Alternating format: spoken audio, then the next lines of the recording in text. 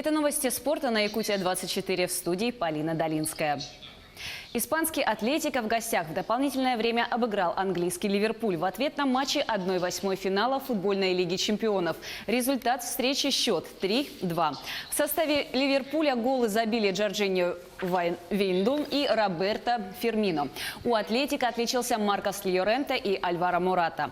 Льоренте стал вторым игроком в истории «Атлетико», который забил 2 гола в матче Лиги чемпионов. Счет по сумме 2 матчей стал 4-2 в пользу «Атлетико», благодаря чему испанская команда вышла в четвертьфинал. Соперник клуба из Мадрида в следующей стадии определится позднее по итогам жеребьевки. Ранее в четвертьфинал турнира вышла итальянская «Аталанта», французский «Пари Сен-Жермен» и германский «Лейпциг», обыгравший финалиста прошлого сезона английский «Тоттенхэм». В еще одном матче игрового дня французский «Пари Сен-Жермен» дома со счетом 2-0 обыграл германскую «Боруссию» в ответном матче 1/8 финала футбольной лиги чемпионов. Первый матч завершился со счетом 2-1 в пользу «Боруссии». Забитыми мячами в матче отметились Неймар и Хуан Бернат. На 89-й минуте прямую красную карточку получил полузащитник «Боруссии» Эмре Джан.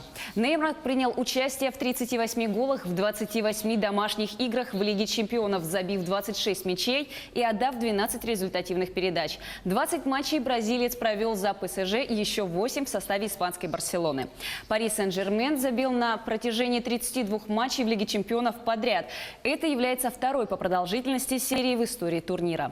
За это время парижане отличились 85 раз. Первые матчи следующей стадии пройдут 7 и 8 апреля. Ответные встречи состоятся 14 и 15 апреля. А в перенесенной встрече 18-го тура Тинькофф российской премьер-лиги Сочи обыграл Оренбург. Встреча завершилась со счетом 5-1. В составе Сочи голы забили Александр Кокорин, Андрей Мостовой и Кристиан Набуа. У Оренбурга отличился Джоэль Фамилье. На 24-й минуте мяч в свои ворота отправил защитник гостей Тимур Аюпов. В турнирной таблице чемпионата России Сочи поднялся с последнего 16-го места на 14-го, набрав в 21 матче 21 балл. Оренбург, имея в активе 23 очка, идет 11-м. В 22-м туре Сочи примет 15 марта Краснодар. Оренбург днем ранее сыграет дома со «Спартаком». Российский «Кузбасс» победил в гостях польский клуб «Закса» в ответном четвертьфинальном матче Лиги чемпионов по волейболу. В связи с распространением коронавируса матч прошел без зрителей. Встреча завершилась со счетом 3-1.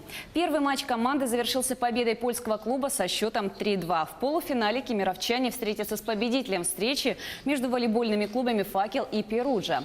«Кузбасс» является действующим чемпионом России и впервые принимает участие в Лиге чемпионов. Чемпионом прошлогоднего розыгрыша турнира стал польский Кучины Лубы, обыгравший в финале «Зенит» со счетом 3-1. Российская шахматистка Александра Горячкина черными фигурами сыграла в ничью с француженкой Марисой Бак в 9-м туре 3-го этапа Гран-при Международной шахматной федерации в швейцарской Лозанне. Россиянка Александра Костенюк черными фигурами была сильнее Пии Крамплинг из Швеции. Грузинка Нана Дзагнидзе черными переиграла обладательницу мировой шахматной короны китаянку Цзюй Вэньцзюн. Партии Харика Драновали, Алина Кашлинская, Анна Музычук, Антуанетта Стефанова, Мария Музычук, Жансай Абдумалик завершились в ничью. После 9 туров единоличным лидером стала Дзагнидзе, в активе которой 6 очков. Следом идет Горячкина, за ними идут Кашлинская, Абдумалик, Анна и Мария Музычук, Драновали, Крамплинг, Цзюй Вэньцзюн, Стефанова, Сибак и Костенюк. Партия 9-го тура пройдет 12 марта. Этап Гран-при в Лозанне завершится 14 числа. Последний этап серии пройдет на Сардинии со 2 по 15 мая. 2 дисциплины на выбор – классический жим или троеборье. В Мирном прошел открытый Кубок Республики по пауэрлифтингу. В соревнованиях приняли участие 30 спортсменов из города Якутска и представителей Мирнинского района. Соревнования отборочные. Лучшие спортсмены выступят на региональных и всероссийских турнирах. По итогам состязаний 4 спортсменов получили звание кандидатов в мастера спорта. От этого спорта я вообще получаю просто удовольствие. Для себя как бы занимаюсь, а так прихожу на соревнования, проверить свои силы. Да и вообще просто с детства мне нравится тяжести поднимать. Не знаю, с детства таскаю тяжести разные. В целом нужно не именно даже силовые виды спорта, а вообще в целом спорт нужен, конечно, особенно сейчас, нынешней молодежи. Парни приехали за нормативами, за выполнением норматива. Это 3-й, 2-й, 1-й разряд. юношеские разряды, взрослый разряд и кандидат в мастера спорта. А на следующий год будет мастерский турнир, присвоение до мастера спорта уже. На этом у меня все. Будьте в курсе событий спорта на Якутия 24.